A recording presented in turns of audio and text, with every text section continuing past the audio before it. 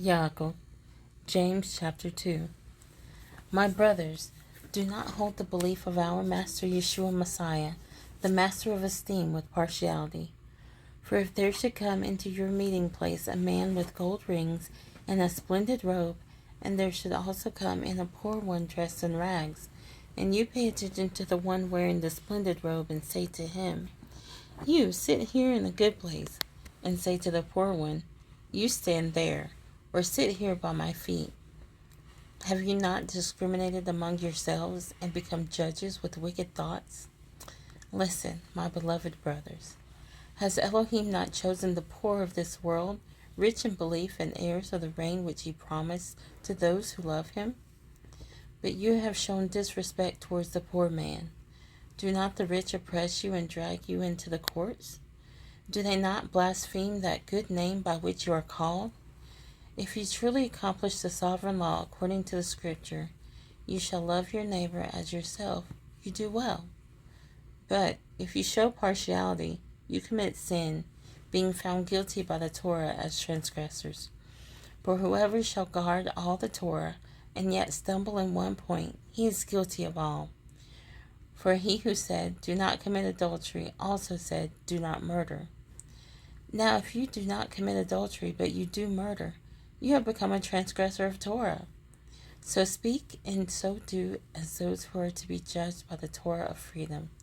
For the judgment is without compassion to the one who has shown no compassion, and compassion boasts over judgment. My brothers, what use is it for anyone to say he has belief, but does not have works? This belief is unable to save him. And if a brother or sister is naked and in need of daily food, but one of you says to them, "Go in peace, be warmed and be filled," but you do not give them the bodily needs, what use is it? So also belief, if it does not have works, in itself is dead. But someone might say, "You have belief, and I have works. Show me your belief without your works, and I shall show you my belief by my works." You believe that Elohim is one. You do well. The demons also believe and shudder. But do you wish to know, O foolish man, that the belief without the works is dead?